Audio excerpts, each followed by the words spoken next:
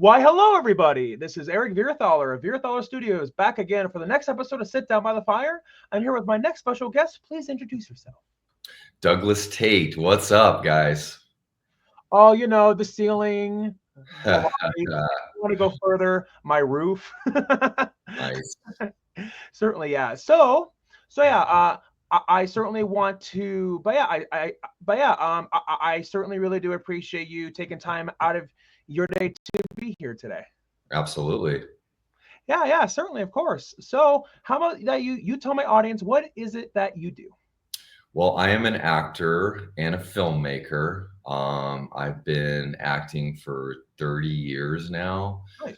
and I've played a few iconic characters behind makeup and masks, and the fans really enjoy some of those characters. Yeah, and matter of fact, I wonder what one of those characters is. I certainly can't be somebody like who is right behind you. Oh shit! Oh my god! No, oh my gosh! No, I was the Michael Myers stunt double. There it is in Halloween Kills. James Courtney played him in the movie, and then I stunt doubled him, and it was very surreal to get behind that mask because I was a huge horror fan growing up, and Michael Myers was my favorite. Ooh! And oh yeah. Actually, I've told this story before, but in 2015, I went into audition for a movie called Halloween Returns. Ooh. And the script is online, and basically it's Michael Myers is on death row, and he's getting electrocuted. And I even did that in the audition. And he busts out and starts killing everyone. It goes on a killing spree on Halloween. And I got the role, and they cut the movie. They had a deal with Harvey Weinstein, and they didn't like how it was going, and it was with his company, so they had to completely sever ties, which means the movie went away. That sucks. And I said, oh man, I'm never gonna get to do this. This was my lifelong dream. And then I get a call for Halloween Kills. So it was your second chance. Yes. Yes. Actually, there's more to it. To tell the full story, I got a call for Halloween 2018 to come back. Sean Clark, who's a friend of mine and my signing agent, is very connected with the Halloween franchise. And I was in Bulgaria shooting Hellboy, and he said, hey, they want to meet you next week. Can you come? I was like, dude, I can't leave, man. I'm in Bulgaria shooting this movie. It takes 2 days to get there. And he said, dude, they want to see you, man. And I was like, I can't. So then I said, there it goes again. I'm never going to get a chance. Not that I would have gotten it this time around, but at least, to be seen. And then on Halloween Kills, there was a flashback Michael that they were considering me for. Chris Nelson put my name in. I auditioned for that. The stunt coordinator was hiring. He didn't hire me for that. He ended up doing it. And then he brought me in to double James because he knew that I knew the character and stuff. So not what I really wanted, but at least I got behind the mask for a little while. Exactly. And then therefore, for me to rephrase it, it wasn't your second chance, it was your third chance. Pretty much, yeah. I've had a long history with this character, I feel like, and I still feel like I'm ready to go again if I get the call. So it's not over. Yeah. Certainly, of course. And from what I've heard that they're going to turn into a TV show. So yes, that's been in development. I haven't heard further details, but I know everybody there, so you never know. Exactly, yeah. And even from what I've heard like that Jamie Lee Curtis said that she may or may not come back for that too. I mean, I've heard she said she was done after the last one, but she said that before. So now she's an Academy Award winner. So I don't know. Yeah. She said that after Halloween 2. She said that after H2O. She said that after Resurrection, and now she's saying that again after Halloween Ends. So I mean, the franchise is so big, and it's really the one that people remember her for. So how could you deny that? It's just exactly. It's just such an amazing franchise. Yeah, that and money talks, right? Money does talk, absolutely, and it's always great to have her because she's just an amazing actress, and she defines that movie. I mean, Oh, certainly. Yeah. when you think of that movie, you think of Michael Myers, you think of her, and for me, you think of Dr. Loomis, Yep. who passed away. I mean, That's he a was shame. amazing. Yeah. Yeah, and speaking of that, like during that scene in Halloween Kills, like honestly, when I first saw that in theaters, I thought that they just used like deep fake or they used CGI, but no, they found an actual guy like who looks identical to Donald, and then they just dubbed his voice like with somebody who sounds like him. I'm like, wow, Do you that's a know the story? There's a story to that, which is pretty incredible. The fans will love this. The guy's name is Tom Jones Jr. Amazing guy. I've done conventions with him. He was the construction foreman on set. oh He's yeah, been a construction foreman for 40 plus years in North Carolina, never acted before. They could not find a match for Dr. Loomis. They were going through casting. And then somebody said to the director, David Gordon Green, look at Tom Jones Jr. Look at him. He's like perfect. And he said, oh my God. And he said, would you want to play Dr. Loomis? And he was like, okay. And what they did is Chris Nelson sculpted a prosthetic nose. That's all they really did is they made his nose different to wow, match Dr. Loomis. And that was all a makeup. Chris Nelson is a genius, and you oh would never definitely, yeah. know. And that's how it all went down. He was literally a construction foreman, and he nailed it. And the voice was, like you said, it was ADR. It was a different actor did the voice, but man, that was so iconic. I love that flashback Yeah, scene. yeah, certainly, yeah. And and a lot of fans that I've encountered, a lot of them like have all said that that was like their favorite scene of the whole entire movie. It was my favorite scene, to be honest. I mean, I love my scene too, but if I were to say, it brought me back to when I first saw it when I was a kid, and I was like, oh my God, it's a continuation of the original movie. This is Pretty much. incredible.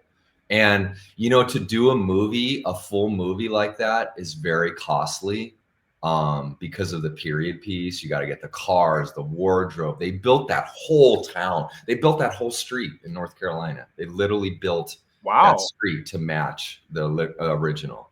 So it was a very costly scene to do, but for me, I just loved it. I thought it was killer. Yeah, and honestly, I wouldn't be surprised if most of the film's budget went to that and also to Jamie Lee. Oh, it definitely went to Jamie Lee, no doubt about it. Yeah, and I'm really not that surprised. Well, and I mean, ultimately, I am definitely really, really happy for you. And I mean, considering that you got to live your dream after, like after missing out on Halloween 2018, missing out on Halloween Returns. I mean, that is redemption, man. Man, it's a great. It was like I have a video I posted. I always mention this where I'm getting into the coveralls for the first time, and I swear to you, I had the chills like you couldn't believe. I Oh, mean, I imagine. it just felt so incredible, and people love that video just because they could see the excitement in me, because it was real. Oh yeah, certainly so. And I mean, knowing that you finally were achieving your lifelong dream, and hey, I mean, it goes to show that dreams certainly can come true. Absolutely, Yeah, absolutely. and yeah, I kind of know how that feels. It's because I used to volunteer at the haunted horror maze, and the one costume that I always would wear was Michael Myers. It's because out of all costumes, that's the one that got the biggest reaction because people wouldn't even want to look at me. And then every time I would put that mask on, put on the overalls and all that, it's just It's it's iconic. It's so it is. iconic that this is what I realized. Like I know we haven't gotten into this yet, but I was a part of the Jason, You were. Freddy versus Jason, and for a long time. And once I got into Halloween, that fandom is on another level. I mean, it's literally generational. You get grandkids that come with their parents, that come with their grandparents, that are all fans of Halloween. It's just so that mask is just so iconic that It everyone is. knows it. People know what that mask is. Even if they're not fans, they know the Michael Myers mask. So which I find really ironic considering that you probably already know about how when they made the first movie, the budget was so low that they went to a store and they modified a William Shatner mask. And I can't help but wonder, how does William Shatner feel about that? He's been asked about it so many times. He just, yeah. I mean, I think he just doesn't really care. But Tommy Lee Wallace, I mean, it was incredible. He went there, he painted it, he cut the eye holes out, and it was between that and a clown. Can you imagine if it wasn't what it is? This mask right here is it. I mean, it made the movie. It's just because it was like a blank. It was just a blank face with, you don't see the eyes, and there's just something about that that just touched a nerve for me too, seeing it. Oh yeah, I mean, definitely for me as well, is because my first time seeing the original movie was when I was in the 5th grade, and just seeing that mask, it just gave me the chills, and especially seeing it like in like a dark room, like with barely any light, it just adds like to the creepiness. Absolutely. And it's so simple, and it goes back to that point about how oftentimes the simplest ideas are the best ideas. I agree, and I saw it around the same age. I was in 4th grade, and it was very simple, and you didn't see a lot of blood and guts, but it was terrifying because you're like, this guy, what is going on with this guy? He's a lunatic, like he's crazy. And it could be, and the thing that always scared me is, like, I know it took turns and became superhuman, but it's not like Jason where it's a superhuman force. He's a man who's just psycho. Obviously he got shot and killed and this and that and came back, but as far as the storyline that I thought was creepy as a kid is, like, it could be your neighbor, it could be the guy at the grocery store that puts a mask on that's just got some mental illness or something. So that scared me. Oh yeah. And also, and on top of that, I will never ever forget about, and you probably had the same experience, just hearing that theme song for the very first time. I'll never forget, chills went down my spine. No, 100%, man. That's another thing I didn't mention. That score, when I heard that as a kid, it just was so iconic.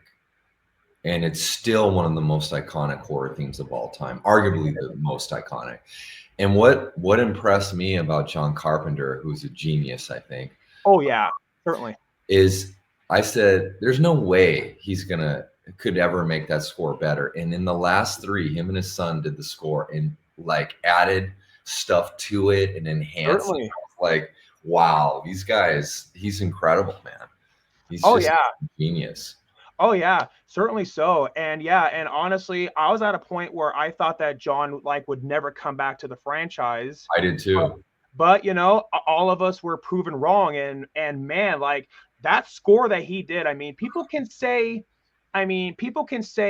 whatever they want like about those 3 movies, but the one thing people, are consistent about is that exactly. Oh, you cannot deny that score. I don't care if you don't like the movie or not.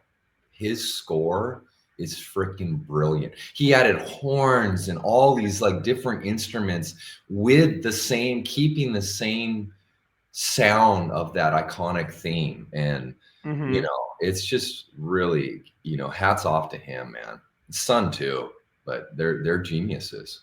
Yeah, like one of the things that I saw on the feature of the 2018 movie is that they had they had a guitar, but the really cool thing that they did is they used like that one thing like that people usually use for like violins.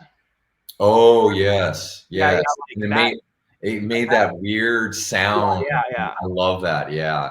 I don't even know a lot of the sounds in there, but I just know that I love them and they added to the theme, Oh yeah.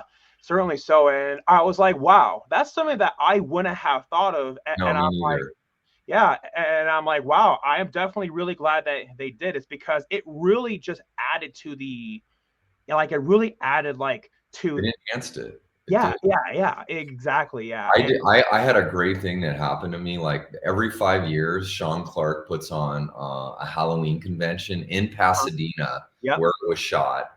It was Halloween 45 last year. It's a 45th year anniversary every 5 years.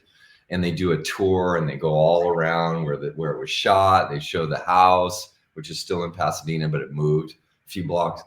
And unbeknownst to anybody, because he never shows up anywhere, I'm walking around and here comes John Carpenter inside the convention center. Never said he was coming because he doesn't get it. He doesn't announce because he just decided, because that's in his backyard. He lives in LA. You know what? I'm going to go today. And standing next to him is Nick Castle, the original Michael Myers, and Malika Todd. And I just happened to be right there and filmed it. Oh, man. It's so viral. You can find it on my social media just because you've never seen this. Like, it doesn't happen. And I didn't actually get to say hi to him because he was getting mobbed by so many people, but just he was right there. And I was like, wow, this guy, he's amazing. That must have been awesome. It was a treat because it was unexpected. You know? Right. And so just out of curiosity, like, was that your first time ever meeting him in person? Absolutely. He doesn't go anywhere. He doesn't come around. He wasn't on set. He doesn't come to events. He'll play at an arena or something, but he doesn't go to these things. He's not that kind of guy. He's not a social butterfly type. He does his work. He's very creative, and that's it. So for him to be at this event, I don't think he's ever gone. Maybe once in all the years they've done this. Possibly, yeah. Yeah. So it was very special. Yeah, right. And I mean, especially considering that Halloween is one of the films that he's best known for, and and that knowing this whole entire franchise would have never happened if it wasn't for him. Wasn't for him, absolutely. And Mustafa Cod, who also his son now runs it. And Ryan Freeman is another great guy, producer on it. Friend of mine. He's awesome. Yeah, and one of the crazy things like for me to wrap my head around is that I actually remember on that day when it was announced like that he unfortunately passed away, and I just can't believe that was almost 20 years ago now. That is crazy. Yeah, crazy. It's a very bad thing that happened. It is, yeah. It's really very sad. Very sad. It is, yeah, and I can only imagine just all of that grief that Malik went through, and the whole family, all of his friends, and he's still. I know, like when I spoke to him years ago, he still like kills him. I imagine, and yeah, the eerie coincidence is that he passed away. I mean, not long after when I first saw the first Halloween. So yeah, eerie coincidence for me. Wow, that's crazy. Yeah, it was. Yeah, and I mean, of course, it's probably going to be one of those things where we may never know, but just the thought has come across my mind. It's like, what would he say like about Rob Zombie's Halloween and like the 2018 movie Kills and Ends, and and like the and the upcoming TV show and all that?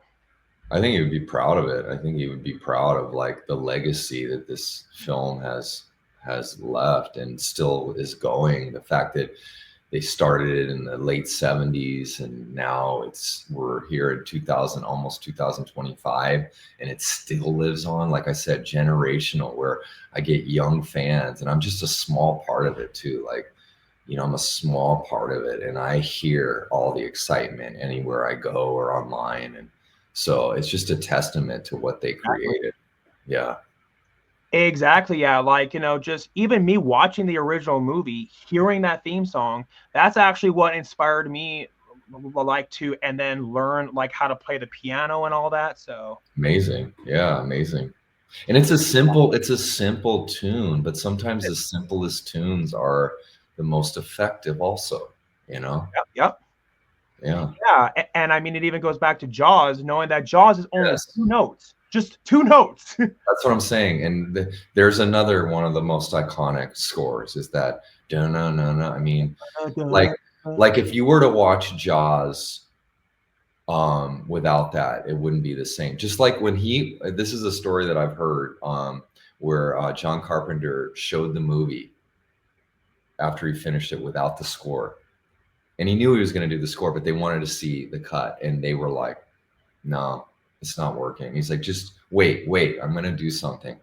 And he put that in, and they were like, oh my God. It just took it to that next level, and it really does, man. Music drives a movie. Music drives a movie. I made my first film. I always like to talk about it. It's out right now. It's called Angel Baby. Okay. Starring Isabel Cueva and Rebecca De Mornay's in it. Daniel Roebuck, good friend. Dan Thiel, Whitney Anderson. But anyways, it's my first film as a feature as a director, and I'm also play the villain in it. Go see it, guys. Angel Baby. It's streaming right now. You can go check it out. But my point is we shot the movie, I edited it, and then we went into, sound and stuff. And I swear to you, without the music and the sound design, you don't have a movie, Certainly. It takes, especially in a horror or thriller, if you don't have that score and that sound, man, you do not have a movie. It's everything. And I got to see firsthand seeing it without that to with it, and it's night and day difference. Night and day. Oh yeah, certainly so. And I actually just thought of this. I'm now curious to go back and rewatch the original Halloween without that score, and I already know that it wouldn't be the same at all. It's because it just wouldn't be as effective. No, it's just that Michael Myers is coming and stalking with that sound. Laurie's theme. Yeah. It's such a great balance what they did, and I just love it. I have the soundtracks to a bunch of them. I'm friends with Alan Howarth, who did Halloween 2. He did 3. He did a bunch of them, and he's very it's when it got electronic. It got very electronic back in the 80s and stuff. He's really good, and he goes and plays the theme and stuff. He's awesome. Yeah, and matter of fact, according to rumor, I heard a rumor that Alan was going to come back for Halloween Returned. I don't know how true. He probably was. Yeah, he probably was. You know who he is then. Yeah. Yeah, he's great. Oh yeah, certainly so. And and I mean, ultimately, after when John left the franchise after Halloween 3, I mean, honestly, there really couldn't have been anybody else who they could have passed it on to. No. I mean, for me, I really enjoyed the first 2, and then in the middle, I didn't like them as much as I did as the last 3 and stuff. I thought were, especially Halloween 2018 and Kills, I thought were great. David Gordon Green and Danny McBride were fans. When I first heard Danny McBride and him were writing it, I was like, what? They're comedy guys. I didn't understand. But then I found, they're huge fans of the franchise. So I love when people bring other people from the past back, Mm-hmm. David Gordon Green brought so many actors from the past. And I feel like when studios sometimes are involved, they forget about that. Fans love to see people from the original, and sometimes that's ignored, which I think is crazy. So he got it, and he did that, and I think that's a very smart move. Oh yeah, certainly so. And going back to not expecting John Carpenter to come back, I also genuinely thought that Jamie Lee was done, but we were proven wrong. And on top of that, I also was not expecting to see Kyle Richards back. I was not amazing. I got to work with her, and she was great. There's actually a story of what happened with her. Is she when she picks up because I did a lot of stuff in the SUV sequence. She picks up a bag of rocks in a pillowcase, and she slams it, and the first time she did it, it was it felt like a soft, it was just foam in there. It was very soft and weak. And David Gordon Green says, guys, that doesn't look real. It looks fake. It's supposed to be a bunch of rocks. And the effects people went away, and then they came back, and she freaking hit me and rocked me. I don't know what was in there, but it stunned me for a second. I can imagine. Holy shit. And I was like in a daze, and I went and I grabbed her and threw her against the car because I was like, "What the hell?" Obviously safe, but still like, she, gives you that motivation, right? Certainly, yeah. Well, she was holding her nose, like she was holding her nose, and like she was bleeding a little. And I come to find out later, because she did interviews on it, the thing ricocheted off me so hard and slammed her in the nose and broke her nose. Oh gosh. Yeah. So, so that was something that happened on set that was pretty insane. So yeah, and so so basically, it sounds like that she was being pretty nosy. Exactly.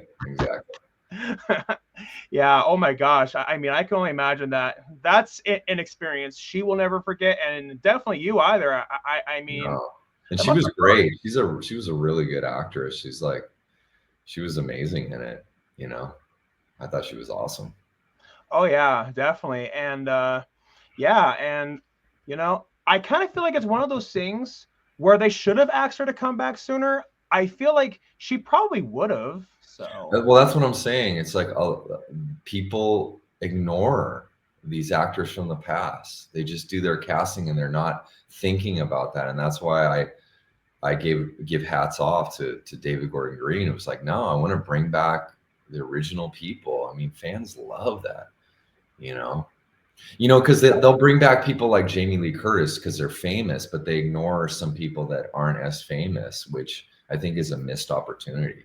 oh yeah, certainly. And but I mean, it is a shame, like by the fact that Brian Andrews didn't come back for Halloween Kills. I mean, I'm sure that they probably had the reasons for it, but it would have been He nice. was was he the kid with her? Is that Yeah. Brian Anders? Well, they did try to get him back, and Oh. there's a whole story behind it, which I don't know everything, but I know some, but I can't get into the details. But yeah, they tried to get him back. Oh well. So Well, it's at least nice to know that they at least tried. they did. No, they 100% did. Yeah. Yeah, I mean, it's a shame that it didn't work out, but hey, I mean, it is what it is. And I also even heard they even tried to get Paul Rudd back, but he was too busy doing Ghostbusters after That's that. true. That is another true thing. I mean, Paul Rudd is also, he's a movie star. He's brilliant, and he wasn't available. But that would have been really cool to have Paul in there too. I love Paul Rudd. I think Paul Rudd is just amazing. Oh yeah, certainly. And honestly, I mean, he's mostly doing like Ant-Man now. So it definitely would have been a nice change of pace. Yeah, he's just so good. He's just so talented comedically and dramatic. I just love him. I would have been amazing to have him in there too. Oh yeah, definitely. Matter of fact, I believe Halloween 6 was, if not one of his first movies, but yeah, I believe it probably was his first movie. Yeah, and that's with Danielle Harris, right? Was she in that one? No, Danielle Harris was in 4 and 5. 4 and 5. Okay. But yeah, Daniel was supposed to come back for 6, but ultimately there was like contract and pay disputes, and so yeah, there's that's that kind of stuff happens, unfortunately. Unfortunately, yeah. But hey, and I mean, ultimately we got her back for the 2 Rob Zombie movies, and then Absolutely. yeah, and then she was trying to come back for the 2018 movie, but ultimately Universal wanted to go their own way. Yeah. Yeah, I mean, it's a shame. It's because it definitely would have been really cool, like to have a Halloween movie like with both Danielle Harris and Jamie Lee. Yeah. Of course. Yeah, for sure. Yeah. I mean, she's a staple in there as far as I'm concerned. When I think of her, I think of Halloween. I mean, she was a kid in those. So it would have been nice to have her. She's a really sweet lady, and I see her at shows and stuff. So it's a nice family of people. I love the Halloween franchise and all the friends I've met. James Ducournau is amazing. I think he's one of the best Michael Myers. Watching him, I was just blown away by how he nailed that character. Oh yeah. Getting to meet people like Nick Castle and Dick Warlock, I grew up, Halloween 2 was the first one I saw, and I just grew up just mimicking Dick Warlock. I mean, you see more of him in 2 than you do in 1, so I felt like I based a lot of my performance in the past off Dick Warlock. Right. And so to get to meet these guys is really cool. Jim Oh, yeah. Winburn, I got to meet Jim Winburn. He did the High Fall, Mhm. and he passed away, but I got to meet him a couple years ago, and I was so happy that I got that opportunity. You know, because some of these guys are getting up there now. You know, a They lot are. of Freddy vs. Jason. A lot of the Jason actors have passed. Several of them, Ted, Yep. Richard Brooker, Steve Dash. So fans, you got to go and go to shows where these older Jason and Michaels are and meet them. You know, Yeah, yeah, certainly, because unfortunately they're not going to be around forever. yeah. And this year, Charles Cypher has passed away. There's another one, Charles Cypher. You know, and that was great to have him back too. You know, so absolutely. And going back to Charles, I heard after Resurrection when they were trying to make Halloween 9, there actually was a rumor saying that they actually weren't going to have him back, but ultimately they decided to go with Rob Zombie's remake instead. And I Yeah, mean, hey, like I get it from the business perspective, is because remakes were really popular at that time, yeah, so I get it. yeah. But hey, I mean, even though it was a small role, I am definitely really glad that at least we finally got him back in kills. Absolutely, 100%. Yeah, I was very happy to see him back. You know, for sure. Oh yeah, definitely. And but yeah, I am not gonna lie, spoilers for kills. I was pretty shocked when I saw the like that he got killed in kills. I know, right? Not expecting that. I know, I know. You don't think he would die, but you know, I think they wanted that. They wanted that shock value. You know. Yeah, and knowing that they even killed Tommy Doyle too. And I'm Oh, like, that took balls. that is, yeah. I thought Kills was great because it was just so intense and so violent, and it's like it gave the fans what they want, seeing Michael go on a rampage like that. And Yeah, I'm like, it's called Halloween Kills for a reason. that's exactly what I say to the fans. You know, I thought James was, like I said, he was so good in that, and he got his butt beaten, man. He did some crazy stuff. That fire scene was him. He did that fire scene walking out. That was real fire. That was not Oh man. CGI fire, man. He had to close his eyes. He couldn't breathe, and he had to map his steps out, you know, for like 30, 40 seconds walking out of that fire. That's scary, man. That must have been hard. It's very hard because you can't suck in air. You can't suck in that air. You can really mess yourself up. So that was Yeah, a fun scene. yeah, and knowing that he had to do it with his eyes closed, and I mean, He had to because map the steps out. He had to map it out. He had to walk downstairs, and yeah, it's intense. yeah, and knowing that he's wearing that mask, and I mean, it would be a lot harder to like try to hide goggles or anything like No, that. you can't So, do that. You can't. Yeah, yeah. so It's yeah, magic of filmmaking, though. You know. yeah, It's just it's so much better. I like, for me, and I'm sure you can agree, like I love practical effects and things like that. Like I just feel like practical is so much better than a CGI fire and things like that. So, you know, I try to, when I want to make a film, I try to do everything you can practical. And sometimes you might need a little CGI where the eye can't tell. But right. I'm a fan of practical as much as you can. Oh yeah, certainly. And I mean, sometimes you do have to go with CGI, You do.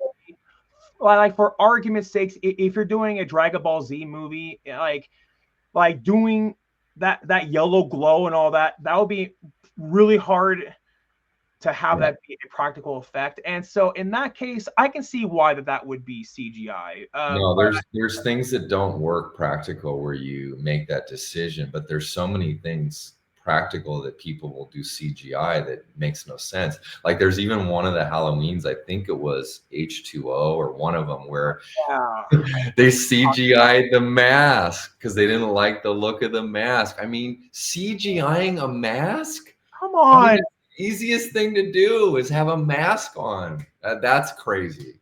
Yeah, now that I definitely do agree with. I love H2O, but that one part, I definitely do agree that was cringe. That's cringe, dude. You don't CGI a mask. A mask just goes on. There's no glow and thing like you said. It's just Yeah. I never understood that decision. From what I heard, it was because, they wanted it out by August. And I'm like, I think it would have been better to postpone it until October. And I mean, heck, it's called Halloween after all. So. Well, I heard they didn't like the look of the mask, so they wanted to change it. And I'm like, oh my God, are you kidding me? Change it with CGI? Figure that out at the beginning if you don't like it and change it. Have it re-sculpted. That's something Chris Nelson said, the guy that sculpted in the mask for the last three is, and he's an Academy Award winner. This guy's done brilliant stuff. He said sculpting the Michael Myers mask is one of the hardest things to nail. And it's so simple, but it's not an easy thing to do, which is wild because you would think it would be. And you look at, I don't like a lot of the masks after 2, until the last 3. Like a lot of them look a little cringe to me, Yeah. We just don't have the look of what we saw originally. I don't know, for me. But then I thought in the last ones, I really like the look of this one. It's the kill, the burnt side. I felt like he nailed that, Oh yeah, certainly, and it makes sense is because it follows the original movie, and so therefore it makes sense that it would burnt. Yeah, exactly. So and so then it would look the most like the original mask. And now Absolutely. I love Halloween 4, but the one thing that I do agree with, the mask, it's nowhere near as scary as the. No, there's just something about it that looks. It doesn't have that creep factor 1 and 2 had. It lost it. It just looks like a clown white mask. It doesn't have the same feeling. Yeah. It's weird. Yeah, like there was one person I heard who said it looks like a Party America, like Michael Myers mask, and I could see that. Yeah, that's true. Yeah, no, it does. It has, yeah. I don't know. It's weird. It's like such a simple thing, but it can really mess you up if you don't do it right. And Chris was saying that, Certainly, yeah. And although I wasn't too crazy about the Part 5 mask, but if I had to pick that or Part 4, I definitely would rather have the Part 5 mask. I agree. Yeah, Part 5 was better than the 4, but they're so different too. Like Part 5, just I like it better, but it still looks off to me. Yeah, like his neck piece is too long and the face is a little bit too thin. Yes. Yeah. And then with Part 6, it definitely got better. I mean, just my own opinion. I wasn't too crazy about all the thorn stuff. Yeah, that took a whole turn. That's what I'm saying. Like a lot of the ones in the middle, they went into different directions that didn't keep the same storyline of the original. And then that's why I'm glad they came back to, a continuation of the ones that I grew up loving on the last 3, Oh yeah, certainly. And and I mean, it would have been nice like if John did helm the last 3, but at least that we got him back. Exactly, we got him back in the music at least. But yeah, I don't think he would have done another one. That's another thing with John is he, it's weird because you look back at his movies and you're like, oh my God, he's made classic masterpieces. But at the time, he wasn't looked at as an iconic director that we see him as now. He wasn't looked at as a Spielberg and a Lucas and these names that we revere. He was kind of like, he does those those kind of movies. But you look at like The Thing and Halloween and these movies that he did, and you're like, man, this guy is talented. It's weird how he wasn't respected back in the day, you know. It's just mind-boggling to me. Oh, it is, yeah. And I mean, considering that he's made some of the greatest horror movies ever made. Yeah, that's what I'm saying. Like he's made things that people have tried to remake and they fall short. Yeah. Yeah, it's weird. Yeah, like how they remade Assault on Precinct 13. And what's interesting, you know, is that knowing that that came out 20 years ago now, the remake, and I don't hear anybody ever talk about it. They don't because it just didn't have what his original had. It's not something that it doesn't hold up like his does, I feel. Certainly. So, no, that's a testament to him, you know, his brilliance. Oh, it is, yeah. And then they remade The Fog, and from what I've seen, it's in universal agreement that it's definitely nowhere near as good as the original. Yeah. I didn't even see that one, to be honest, that remake. I saw it in theaters a really, really long time ago, so the story is pretty vague. Yeah. If it doesn't stand out to you, then you know that it didn't hit you, you know. Exactly, yeah. And then it wasn't until afterwards, like, was when I saw the original movie, and I was like, wow, it's so much more effective. Like, you know, in the remake, from what I remember, the ghosts were just generic ghosts. But in the original, I loved how they were in silhouette and their eyes like were glowing. Like that was that was a lot better than like just a generic ghost. Yeah, and also like I'm assuming that, you know, they didn't go practical on the remake and his were practical, and you just can't, like, you know, CGI ages over time. It doesn't hold up. So if you do, and that's what I love about Favreau, who I've worked with, he loves practical. And like when he was going to do Elf, he said, I have to do everything practical because I want this to live on. And if I do CGI 10 years from now, it's not gonna look good. And you know, directors like that I really respect. I love that. Certainly, yeah. And a really, really good example of that is Jurassic Park. And I mean, yeah, I mean, for the most part, Jurassic Park like was mostly practical effects, and yes, even 30 years later, like those effects are still good. And then fast forward to the Jurassic World movies, where it's 99.9% CGI. Yeah, and yeah, you can tell. I work with that shop. I worked with them a lot. That was Stan Winston Studios, and they built huge dinosaurs. I'm talking like where people were on scaffolding ladders, painting them and stuff. And I play the Jack Link Sasquatch in the beef jerky commercials, and that started at Stan Winston, and now it's called Legacy Effects because Stan passed away. And those guys are geniuses, man. They did Predator. They did Aliens.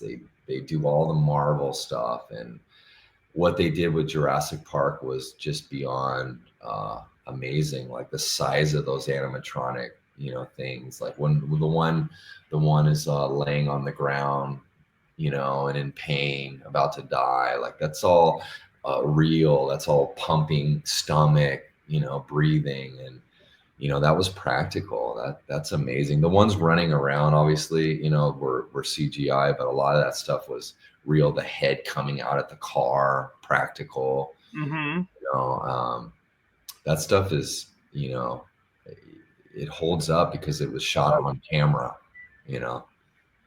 Yeah, and from what I heard, when they made the original Jurassic Park, like during that part where its head like breaks through the top of that car. Yeah. That actually wasn't planned, and all the kids' screams, they were genuine screams. I heard that. That's such a great scene, man. It is, yeah. And objects are closer than they appear. yes. Oh, that man. was amazing. And also even how at the very end, like how it kills the raptor, and then that banner falls down and it said, when dinosaurs ruled the earth. I'm like, yes, I that's know. amazing. I got my start working at Universal Studios in Hollywood. I started in high school doing characters like Frankenstein and the Wolfman, Phantom of the Opera. I did Harry show from Harry and the Hendersons. And I remember when that movie came out, I saw it at Universal, and then I found out they were going to do the ride, and I was there for the opening night of the Jurassic Park ride, and I was just like, awesome. whoa, this is amazing. Oh my gosh. Awesome. So that was a great experience. Oh, I can imagine. And yeah, and from what I saw, like pictures of that, from what I saw, like they had Jeff Goldblum there, they had Spielberg there, and there was like this giant ribbon. I think it was Jeff Goldblum or Spielberg, like who cut that ribbon. I'm like, oh man, must have been so awesome to see that in person. Yeah, Jeff is a really nice guy. I met Jeff when I was a kid, and Spielberg I didn't get to talk to, but he's on my bucket list. Like I'd love to work with Spielberg someday. I hope so. Yeah, well, hey, I mean, to that I say, you know, as long as you're alive, as long as he's alive, as long as you're determined, you can set your mind to anything. Thank you, and I agree with that absolutely. Yeah, he is one of my favorite directors of all time. He's done some of the most iconic films. Like the list goes on and on. Saving Private Ryan is one of my favorite films. He's a genius. He's another directing genius. Certainly, yeah, and I mean, knowing what he did with Jaws at such a young age. Oh my gosh.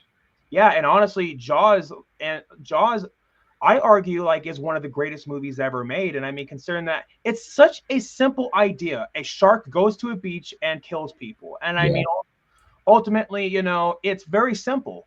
But it even goes back to what we said about Halloween, knowing that, you know, that mask is so simple and that is so simple. And Jaws is a very simple movie. It is. It works. And you know what? And a lot of that stuff happened by accident. Like the shark was supposed to be in a lot of the scenes. It was an animatronic shark. But since he was filming the ocean, the salt water and everything was causing the shark to not function properly. And he's like, I don't know what I'm going to do. But yet that happy accident is what made the movie what it is, because instead of seeing the shark all the time, you're seeing the bridge get pulled, you're hearing the score, so you're not actually seeing the shark, but yet that built the fear of the shark, and that happy accident of the shark not functioning is what made that movie what it is, which is crazy. That happens with film, you know. Exactly. And from what I heard, Spielberg said making the first Jaws was miserable. It was because of all those issues that they had to deal with the mechanical shark. And so that's why they were forced to get creative. And I mean, hey, it goes to show that it really truly was a blessing in disguise. It was. And also, and the studio didn't want him to shoot in the ocean. They wanted it all, because Universal has like on the back lot, I don't know if you've ever been, it has that big wall. Yes, I have, yeah. So they were going to shoot, they wanted him to shoot everything there. Now they did shoot some scenes there, and he's like, no, I really need that feeling and that look of a real ocean, because when you do shoot it all on the stage scene, you could kind of tell, man. Definitely. Yeah.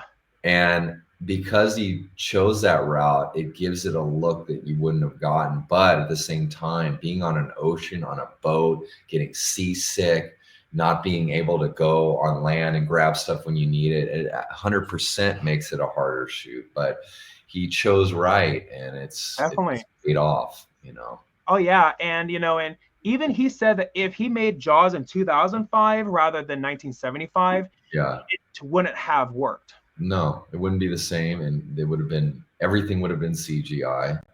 You would not do a practical shark nowadays. It just wouldn't happen. And it wouldn't be what it is, you know. Definitely. It's a real shame, and that's why that I really hope it's like, look, I get it, you know, all these film studios and filmmakers and actors, they need their source of income too. I get it, but I just really, really hope that we don't ever get a remake of the first. Oh God, no, please no. You can't. It'll never be what it was. No way. Definitely not. I mean, if they're going to remake any Jaws movie, I think it should be part 3. Yeah. I mean, I understand from a studio's point of view why they do so many remakes, because things, no matter what, no matter if a movie is not good when it's a remake, people will go because it's a known franchise. Doesn't mean it's going to be great. And that's why they do it. That's why they do the books. That's because they don't want to ever have a movie tank. So they're going to make money no matter what when it's a Halloween or a Friday the 13th. But that doesn't make it good. It's your dog. Yeah, it's my dog. I don't know what he's barking at. I am so sorry. Oh, that's okay. No worries. Yeah, I have no idea. I mean, maybe perhaps like you saw the mailman or something. I have no idea. Oh, that's okay. No worries, man.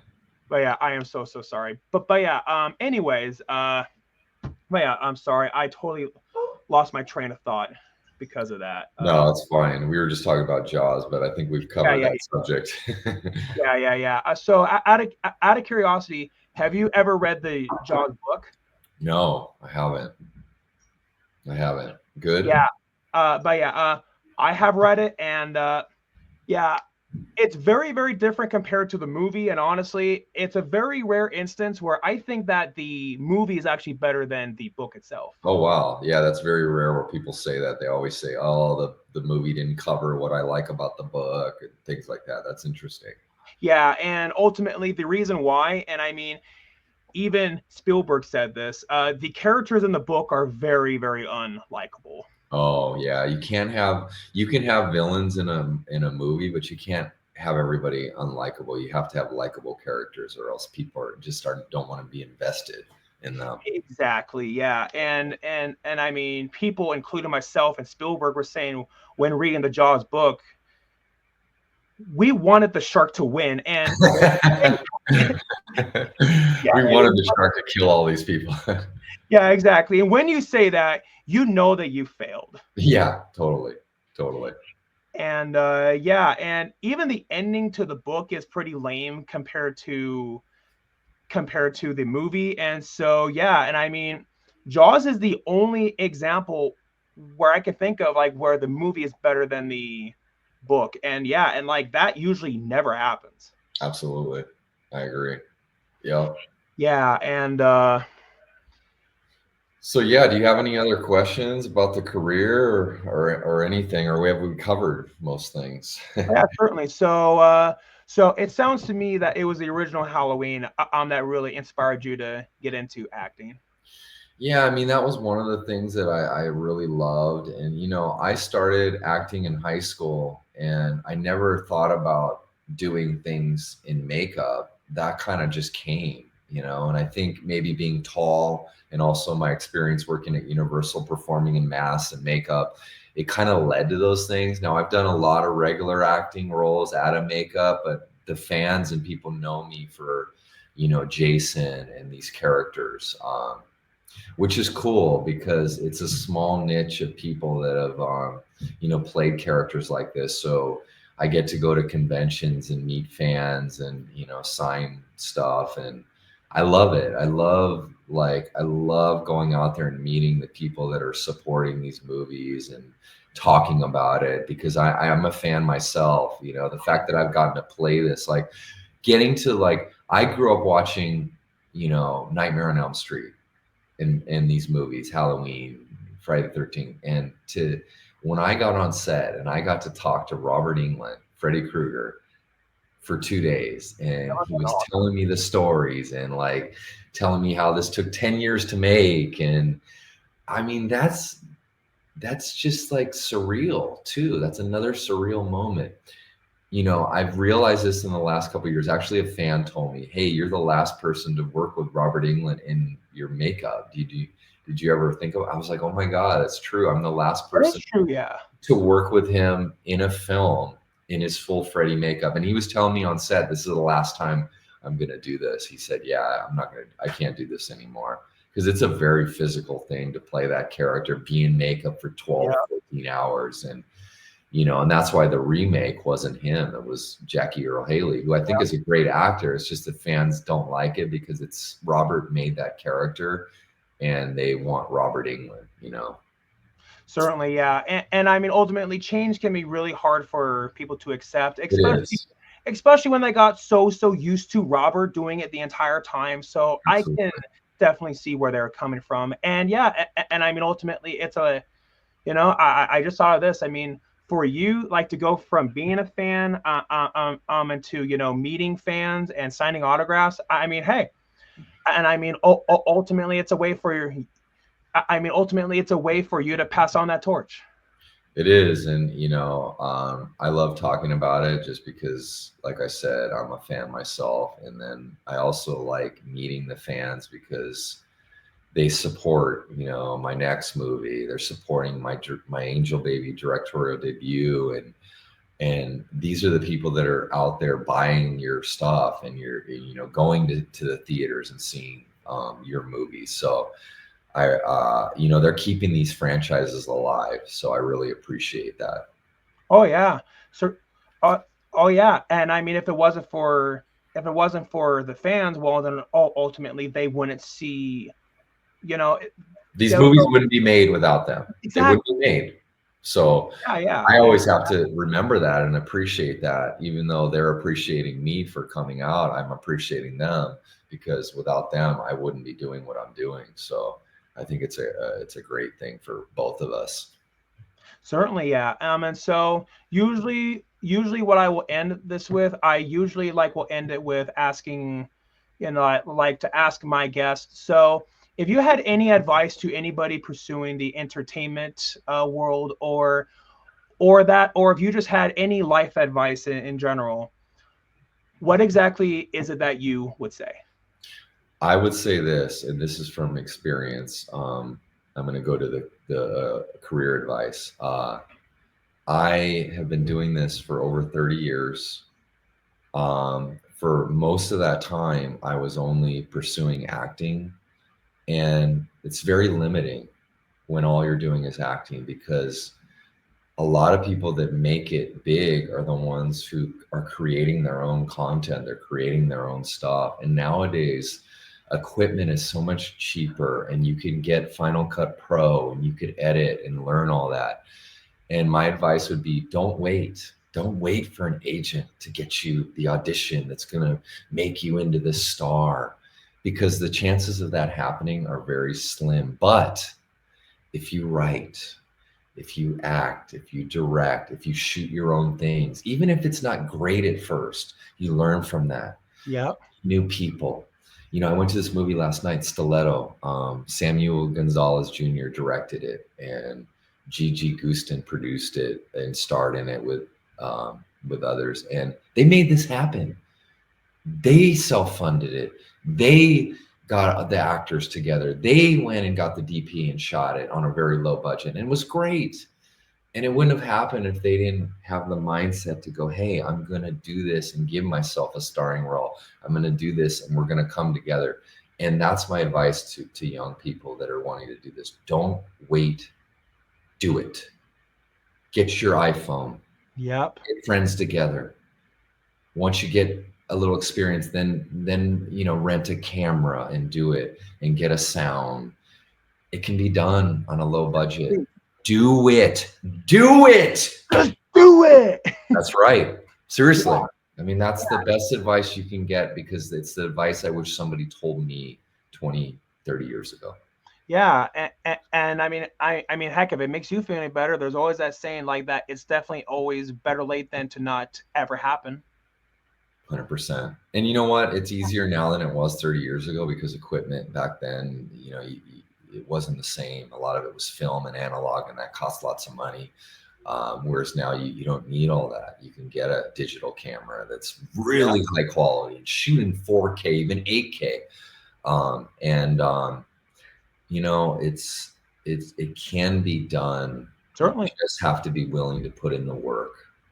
And if you really have the passion, you can make it happen. Exactly. I mean, knowing that my first movie was made on my cell phone, well, like for $40, and Wow. so and so Wait, and you're a filmmaker? I didn't know you were a filmmaker. yes, I am. Oh, Yeah, I'm sorry. You never told me that's right. that. I didn't know Oh, that. yeah. Well, and I mean, that there's always that saying. that you really truly do learn something new every day, right? 100%. And also, let's work together. Hire me for Certainly, man. Yeah, certainly. your Yeah, definitely. But yeah, I'm an actor, editor, producer, director. Well, then what I said really resonates, right? What I said. You Exactly. Yeah. cannot wait for somebody to hand you something. You got to go out and do it.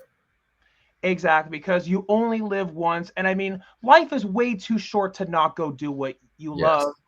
And I'm not saying it's going to be easy. It's going to be challenging, but if you really want to do it, you just got to do it. So. Exactly. And and that right there reminds me of like one of my top quotes that I've ever heard. You might have heard it. It actually was a quote. It actually was a quote like that Jim Carrey said. But yeah, Jim Carrey once said that you can fail at what you don't want, so you might as well should go take a chance at doing what you love. It's brilliant. Speaking from somebody who made it to one of the highest levels ever, that's definitely amazing. Yeah.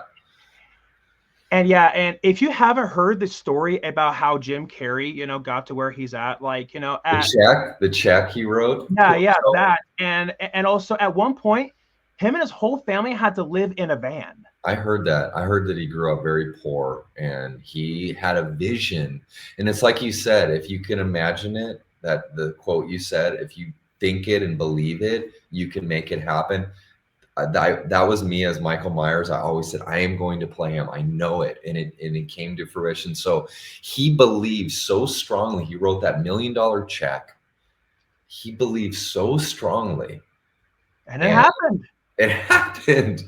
It freaking happened. Yep. And, and even the same thing for you as well. I like that you believed someday you would play Michael Myers, and voila, it happened. It really did. It's like you put it out into the atmosphere, and God or whatever you believe in, karma, whatever, it just whichever, yeah.